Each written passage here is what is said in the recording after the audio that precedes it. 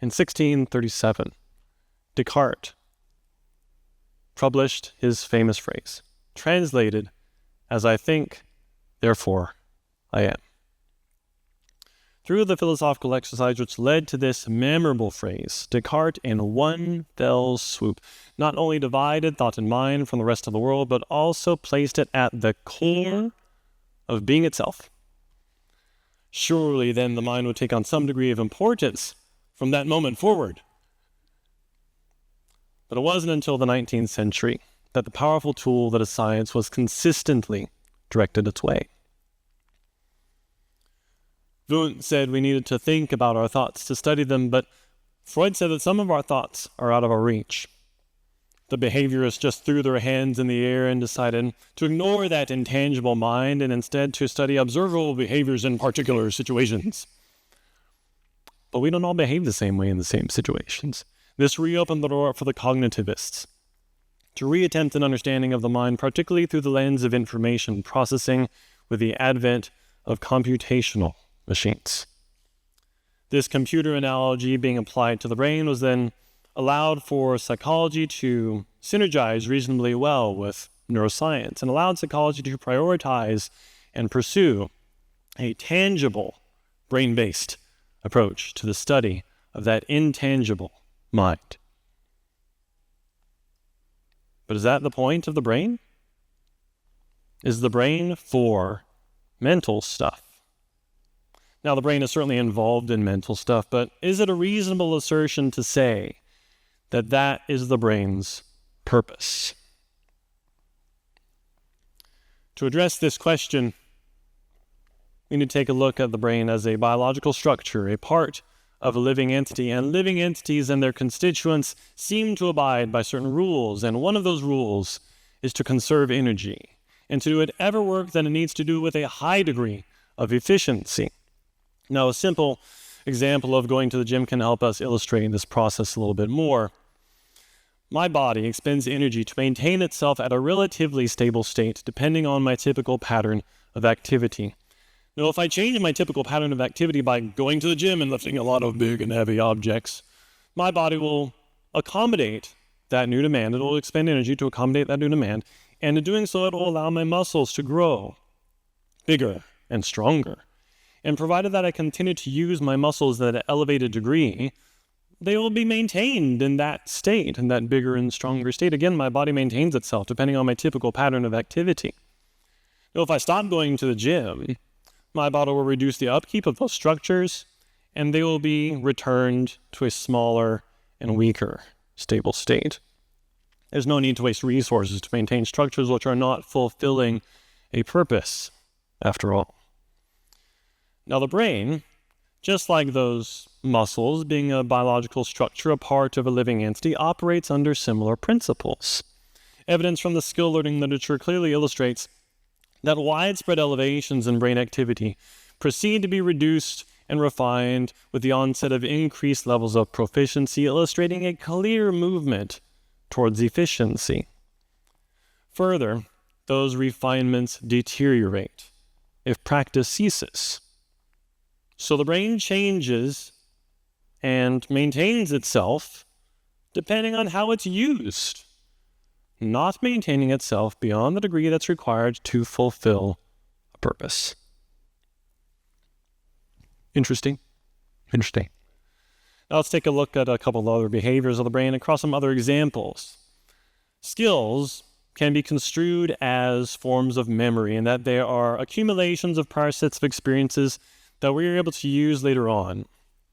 And just like skills have some form of neural correspondence, other memories do too. I can have memories of cats and dogs and planes and trains and automobiles, all of which I have experientially encountered in the past. And just like skills, those memories of these other things have relations to dynamic patterns of neural activity, which we can imagine, which we can construe as representing those memories. And because I have these memories, I can remember these things. I can remember cats and dogs and planes and trains and automobiles, and when I do so, it's almost as if I can see them again in my mind's eye. Now, the funny thing about this whole process is that when I remember things in this way, when I remember a cat, for example, those same visual centers are activated as though I was seeing an actual cat.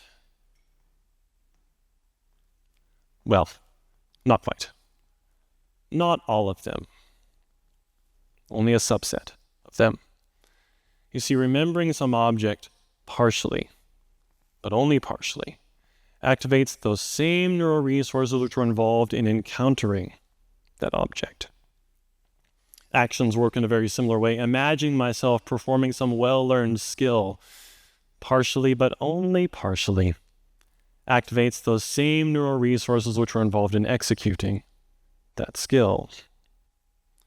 More neural resources are involved for encountering and doing than for remembering and imagining. Now, I can make a similar story about things like visual attention, but I only have so much time.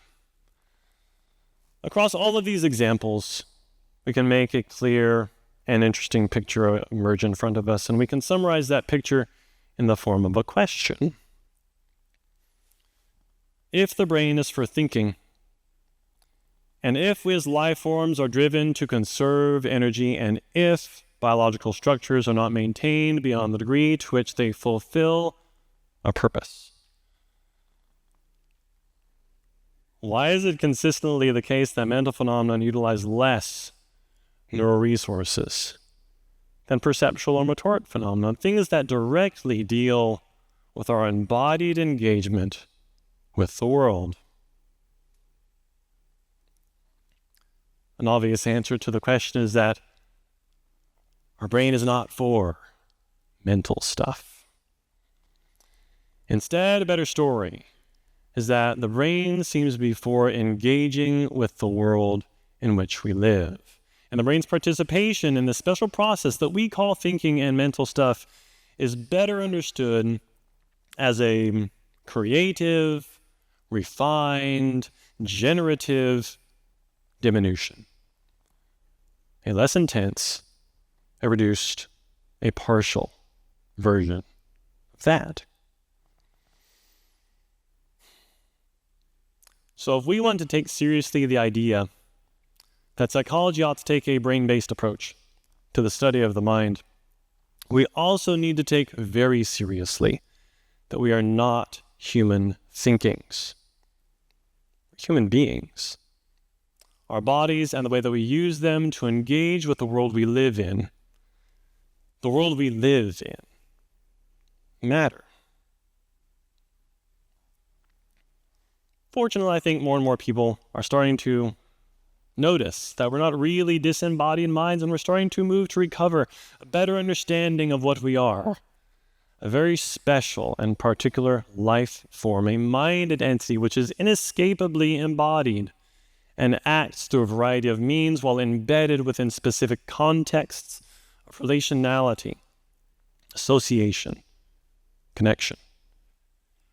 And it's through this lens that psychology can remember itself, and that the psyche can be better understood as a process which is circumscriptive of our lives, and in some really critical way holds us together as a living thing on the one hand and sets us apart as a distinct creature on the other. It's that tension that allows us to care and allows us to exist, and in some very critical way allows for that unique sense of connection and continuity that we have within ourselves, while also having us have that same sense of connection we have with each other and the world in which we live. Thank you.